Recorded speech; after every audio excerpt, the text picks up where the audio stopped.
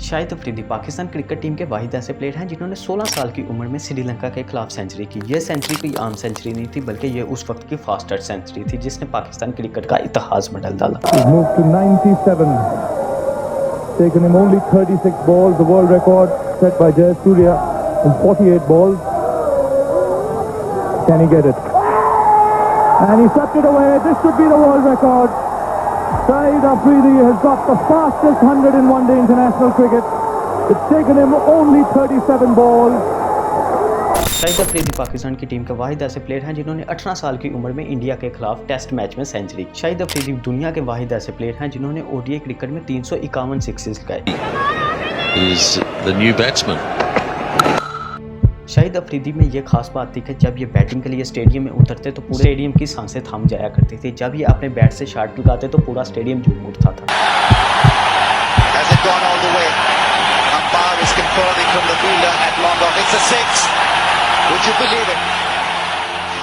शाहिद अफरीदी के इस aggressive batting style की सारी दुनिया फैन थी। इस अग्रेसिव बैटिंग स्टाइल की वजह से इंडियन क्रिकेटर रवि शास्त्री ने इन्हें बूम बूम अफरीदी का नाम दिया, जो कि आज तक इनकी पर्सनैलिटी के साथ जुड़ा हुआ है। तो आइए शाहिद अफरीदी के इस जुनून की स्टोरी को जानते हैं। इन्हें इस जुनून को पूरा करने के लिए किन किन मुश्किलात का सामना करना पड़ा, आइए जानते हैं इस वीडियो में। Shahid Afridi, he's played a bit. That's gone. Dismiss. 6. Magnificent.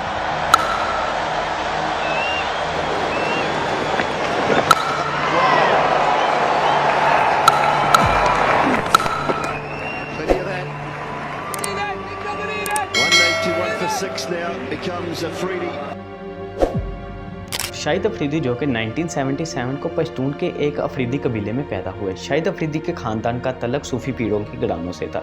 Shahid Afridi के दादा मौलाना मोहम्मद इलियास जो कि वादिया तेरा के एक इलाके भूटान शरीफ की काफ़ी मशहूर रूहानी शख्सियत थी। शाहिद अफरीदी के दूसरे दादा साहबजादा अब्दुल बकाई को पाकिस्तान और इंडिया की पार्टीशन के दौरान की गई एफर्ट की वजह से फातह कश्मीर का खिताब मिला। इससे ये जाहिर होता है कि शाहिद अफरीदी का तल्लक काफ़ी वेल नोन फन से। शाहिद अफरीदी टोटल 6 भाई थे, जिनमें से अशफाक अफरीदी और तारक अफरीदी भी क्रिकेट खेला करते थे। शाहिद अफरीदी के 6 भाइयों के साथ इनकी 5 बहनें थी। शाहिद अफरीदी के मुताबिक वो 1992 के वर्ल्ड कप में कप्तान इमरान खान की कहानियों से काफी ज्यादा इंस्पायर थे। जिस तरह शाहिद अफरीदी के अंदर क्रिकेट का जुनून बड़ा हुआ, उसी तरह दूसरी जानब शाहिद अफरीदी के वालिद को क्रिकेट से इंतहाई नफरत थी। शाहिद अफरीदी के वालिद को यह बिल्कुल भी नहीं पसंद था कि शाहिद अफरीदी दिन रात क्रिकेट खेले, मगर इसके बावजूद भी शाहिद अफरीदी दिन रात क्रिकेट खेला करते थे। वो क्रिकेट खेलने की वजह से अपने इलाके में काफी ज्यादा मशहूर होने लगे। शाहिद अफरीदी का कहना है कि जब इसने नया लेदर बॉल यानी हार्ड बॉल से खेलना शुरू किया तो उस वक्त ये रात को किट काट के ही सो जाया करते थे ताकि वो सुबह जल्दी ग्राउंड। शाहिद अफरीदी ने 2019 में अपनी लाइफ की स्टोरी को एक ट्वीट के जरिए शेयर किया। शाहिद अफरीदी का कहना है कि मेरे वालिद को क्रिकेट से इंतहाई ज्यादा नफरत, वो बिल्कुल भी नहीं चाहते थे कि इनका कोई भी बेटा क्रिकेट खेले। शाहिद अफरीदी का कहना है कि जब मैंने नया क्रिकेट खेलना शुरू की तो उस वक्त मेरे लिए हालात बहुत ज्यादा मुश्किल और खराब थे। अंडर 16 के एक मैच की परफॉर्मेंस जिसमें शाहिद अफरीदी ने 5 विकेटें हासिल की, उस मैच की फोटोज जब शाहिद अफरीदी के वालिद ने अखबार पर देखी तो इनके चेहरे पर खुशी और थोड़ी सी नाराजगी कम हुई, जिससे शाहिद अफरीदी को इस बात की तसल्ली हुई कि अब उनका ख्वाब सच हो सकता है। असल में 1996 में शाहिद अफरीदी की जिंदगी का टर्निंग पॉइंट स्टार्ट हुआ। 1996 में 4 मुल्कों के दरमियान समर कप चल रहा था। इस टूर्नामेंट में स्पिनर बॉलर मुश्ताक अहमद खेल रहे, मगर बदकिस्मती की वजह से मुश्ताक अहमद इंजरी की वजह से इस टूर्नामेंट से बाहर हो गए और शाहिद अफरीदी को मुश्ताक अहमद की जगह लेग स्पिनर के तौर पर खिलाया गया। 2 अक्टूबर को शाहिद अफरीदी ने अपना पहला मैच कीनिया के खिलाफ खेला, मगर बदकिस्मती की वजह से ना तो शाहिद अफरीदी से अच्छी बॉलिंग हो सकी और ना ही बैटिंग। इसके बाद दूसरा मैच जो कि श्रीलंका के खिलाफ था, इस मैच में शाहिद अफरीदी को तीसरे नंबर पर बैटिंग मिली, मगर ये मैच शाहिद अफरीदी की जिंदगी का सबसे बेहतरीन मैच था, जिसमें शाहिद अफरीदी ने 37 गेंदों पर सेंचुरी करके उस वक्त ओडीआई हिस्ट्री की तेज तरीन सेंचुरी का रिकॉर्ड अपने नाम कर दिया। मगर ये रिकॉर्ड 2014 तक ही अफरीदी के नाम रह सका, क्योंकि न्यूजीलैंड के कोरी एंडरसन ने 36 गेंदों पर सेंचुरी करके ये रिकॉर्ड अपने नाम कर लिया। असल में शाहिद अफरीदी को इस मैच के बाद पहचान हासिल हुई।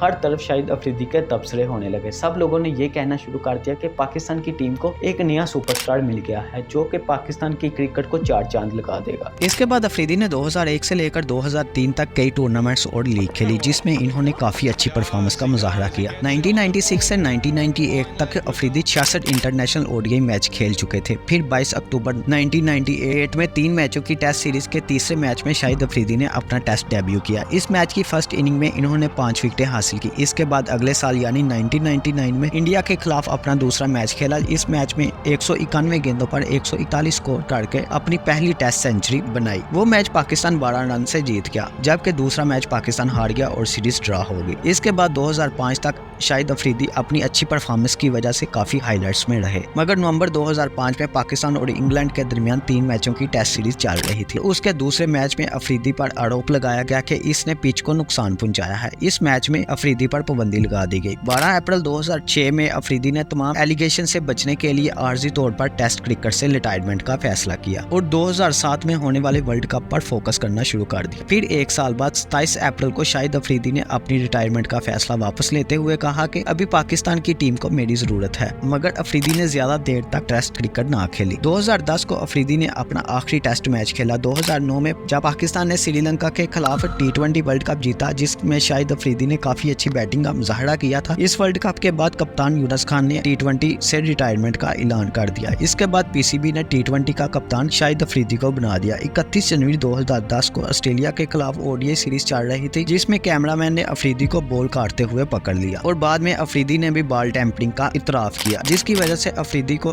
2 T20 और 20 इंटरनेशनल मैचेस से बैन कर दिया। साथ ही साथ अफरीदी पर 4.5 मिलियन का जुर्माना हुआ। इसके बाद अफरीदी 2015 तक पाकिस्तान क्रिकेट टीम के कप्तान रहे, मगर 2015 के वर्ल्ड कप के दौरान जब पाकिस्तान ऑस्ट्रेलिया से हारकर क्वार्टर फाइनल से बाहर हुआ, तो इसके बाद अफरीदी ने ODI क्रिकेट से रिटायरमेंट ले ली।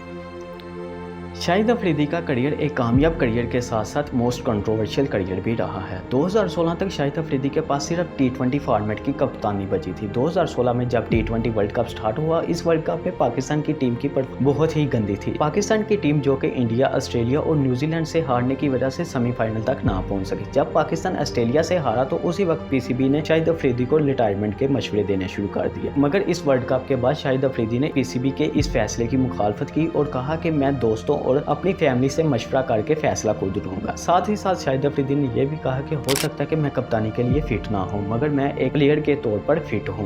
मगर 2016 के बाद शाहिद अफरीदी के नाम की तरह इनकी परफॉर्मेंस ना चमक सके, तो इसके बाद 2017 में शाहिद अफरीदी ने ऑफिशियली तौर पर T20 फॉर्मेट से रिटायरमेंट ले ली। तो 2017 से लेकर 2022 तक शाहिद अफरीदी ने PSL और दूसरी काउंटीज मैच खेले, मगर इतने सालों के बाद शाहिद अफरीदी को आज भी सारी दुनिया इनके बैटिंग स्टाइल और इनके नाम बूम बूम अफरीदी से जानती। मगर दोबारा आज शाहिद अफरीदी पाकिस्तान में मोस्ट कंट्रोवर्शियल पर्सन बने हुए हैं। मगर आप कमेंट सेक्शन में जरूर बताइएगा कि किस दौर में शाहिद अफरीदी आपके फेवरेट प्लेयर रहे हैं। तो अगर आपको यह हमारी वीडियो अच्छी लगी है तो हमारी वीडियो को लाइक करें और चैनल को सब्सक्राइब करें। And thanks for watching.